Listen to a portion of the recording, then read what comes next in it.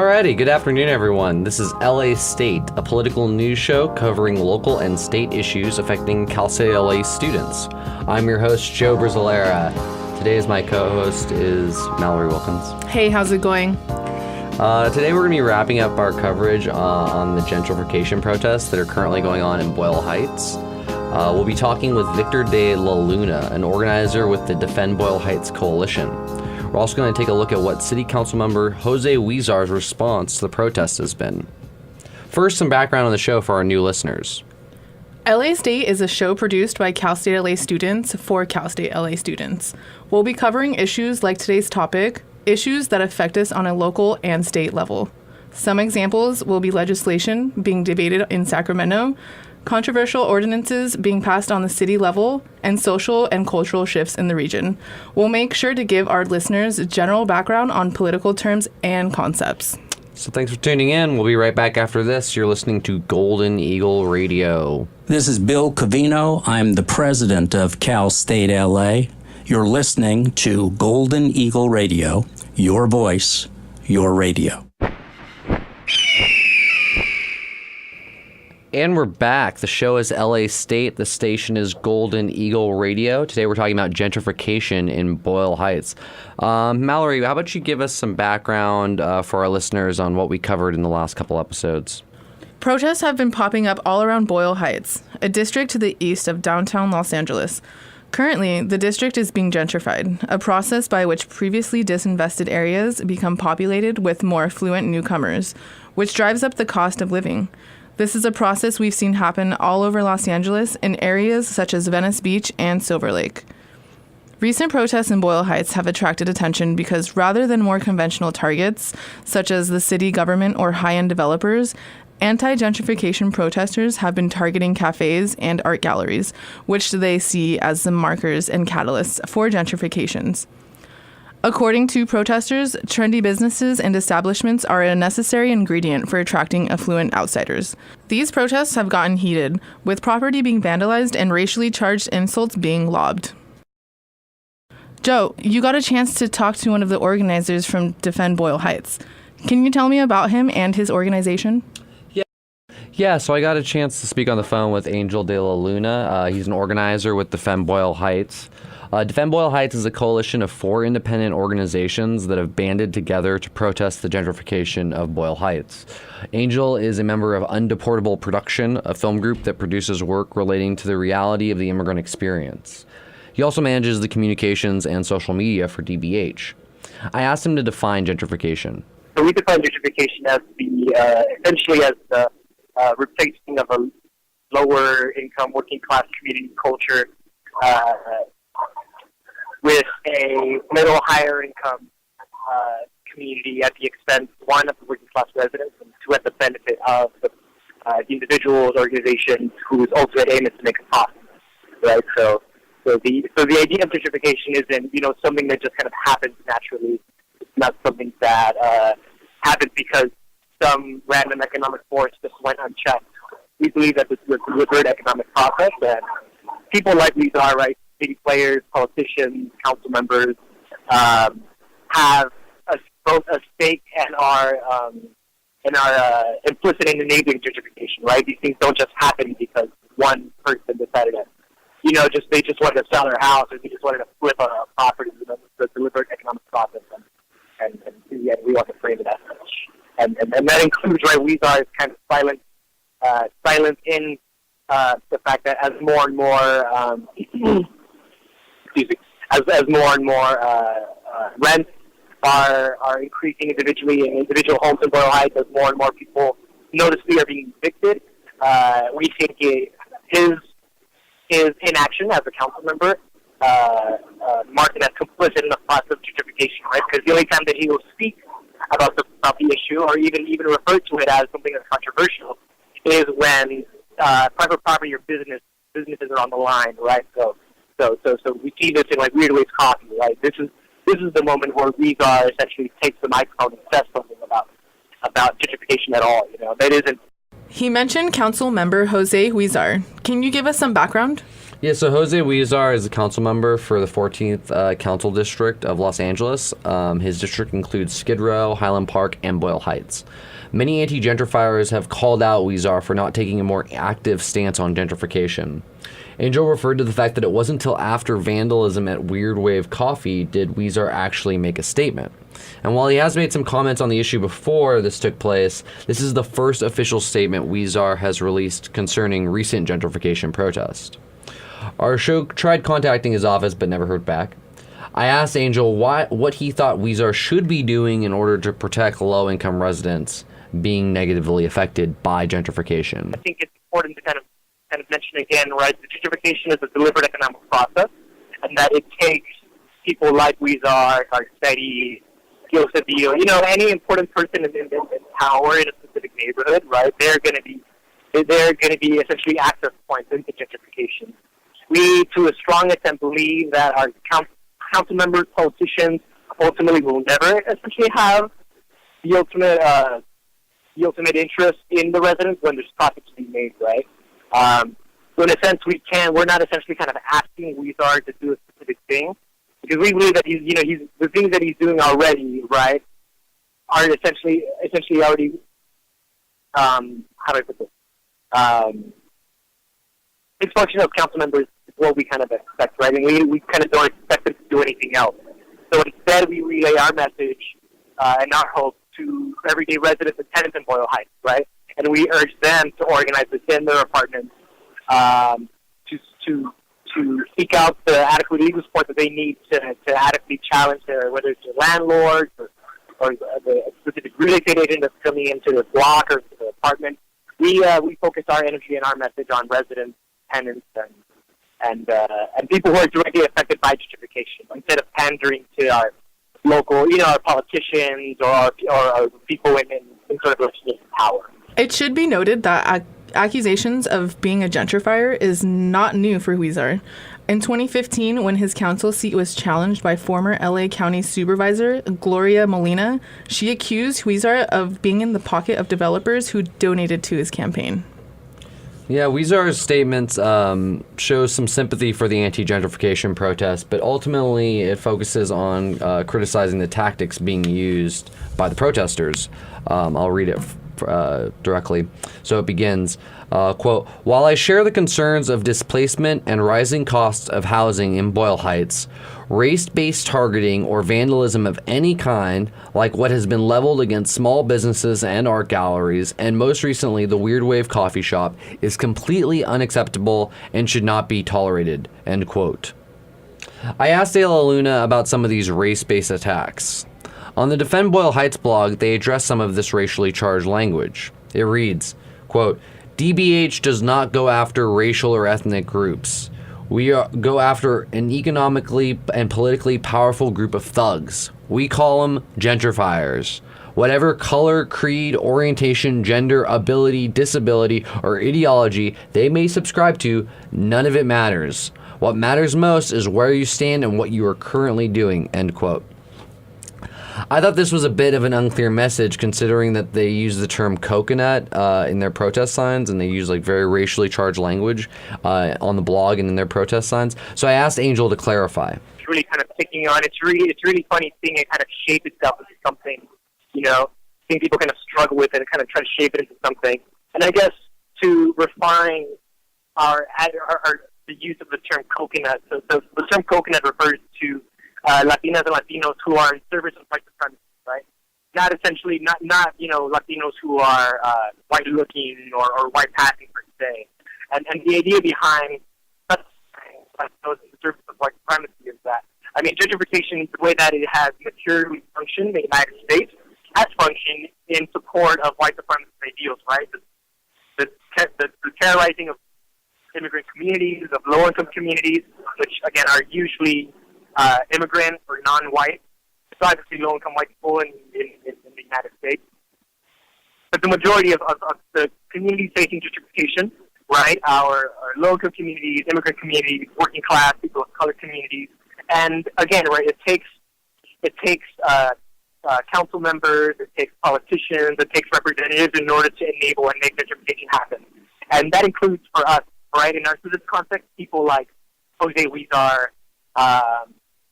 It takes organizations like Self-Help Graphics and Art, and it takes, in our real circumstance, it takes Latinas and Latinos who will make apologies, excuses, or justifications for gentrification and try to sell it to working class people in Boyle Heights.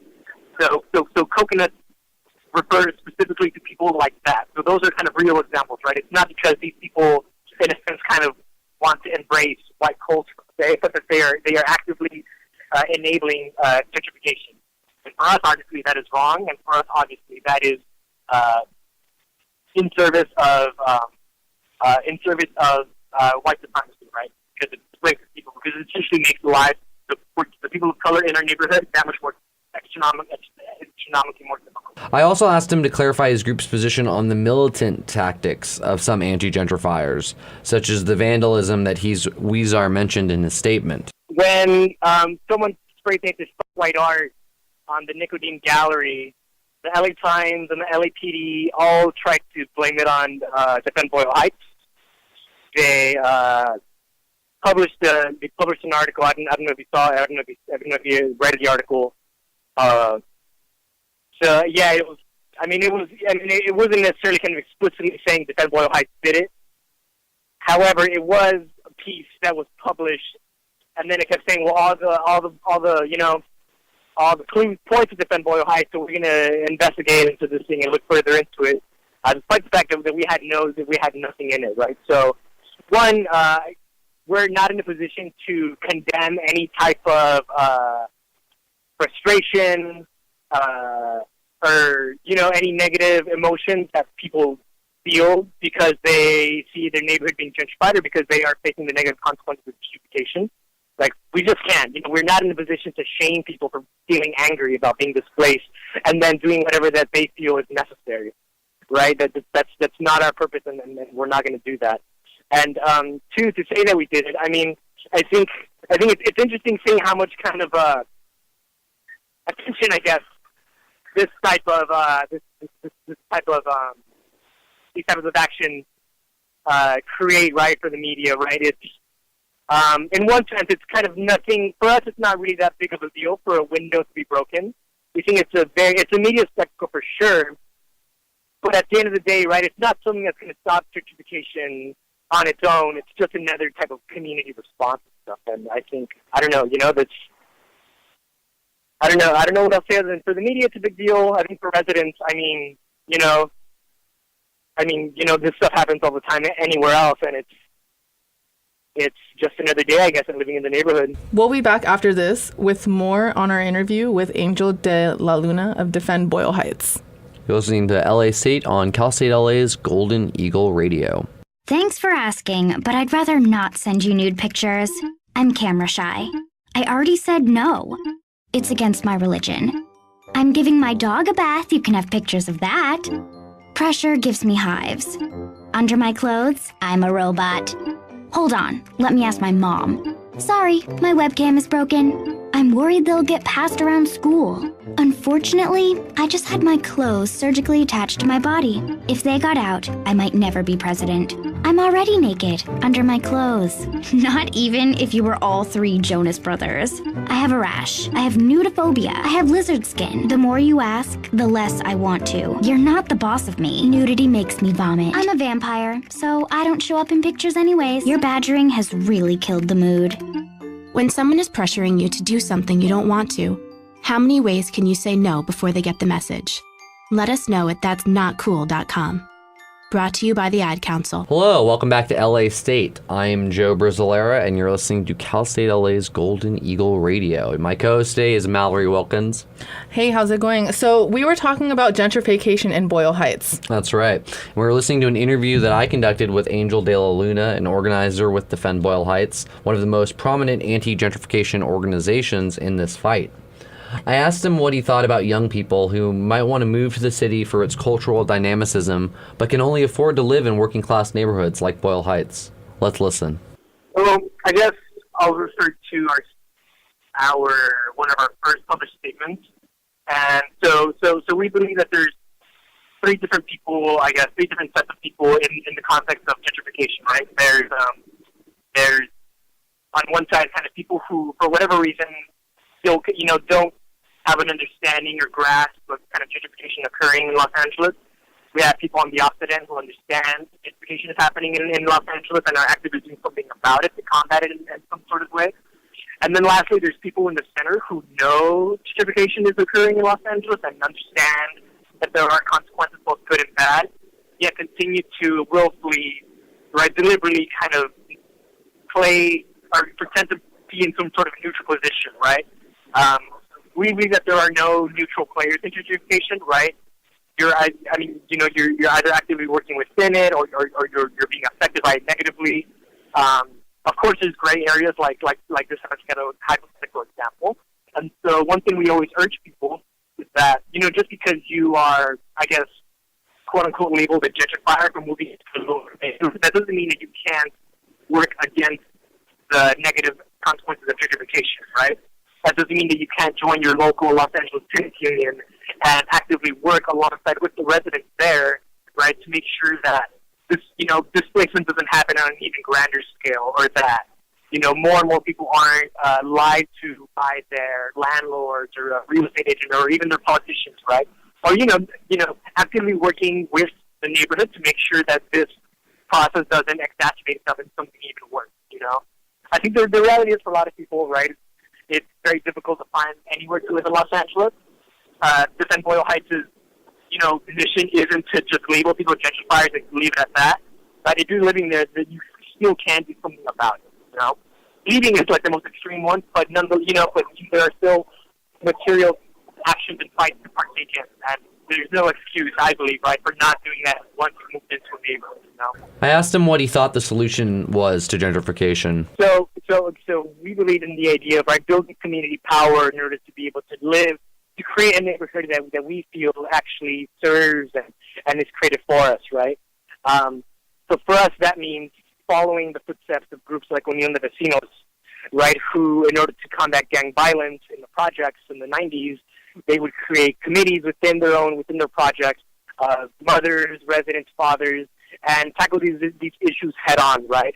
Instead of calling the police on a drug deal, mothers and families would go out to the site where the drug deal was going to happen, and they would just post up there. They would just have a little picnic there, a little kind of pop-up picnic, in order to, the last thing gangsters from the projects want to do is sell drugs in front of their own families, And so we're interested in in creating a community that, one, actually serves its residents, and two, doesn't enable the negative consequences of gentrification onto itself, right? And for us, that means building community power from the ground up and solving the issues that we face as a means of resisting gentrification, right? So that includes, right, gang violence, systemic poverty, evictions, both legal and illegal, deportations, et cetera, et cetera. A lot of the groups that are involved in Defend Boyle Heights or who are our allies are directly working against, they're directly working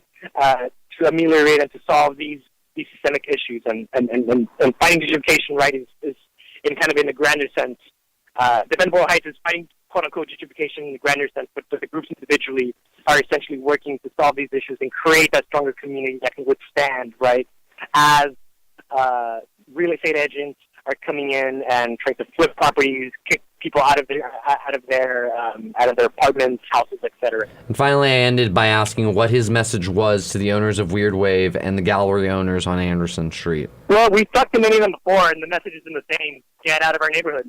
Get the fuck out of our neighborhood. We'll be right back after this. You're listening to Cal State LA's Golden Eagle Radio. 1 in 7 Americans will struggle with addiction during their lifetime. Want to know how you can help? Go to heretolisten.com for tips and tools to help turn addiction around. A public service announcement brought to you by the Ad Council. All right, Mallory. Well, our time is up for today. We'll have to end it there. Thanks for listening, you guys. Thanks to our engineer, Josiah Bell. Music by Ryan Sutera and Doug Van Rennen. Thanks to our guest, Angel De La Luna. This episode was produced by Joe Brzalera and Mallory Wilkins. It was written by Joe Brzalera. LA State is a production of Cal State LA's Golden Eagle Radio. This is LA State, real media for real students.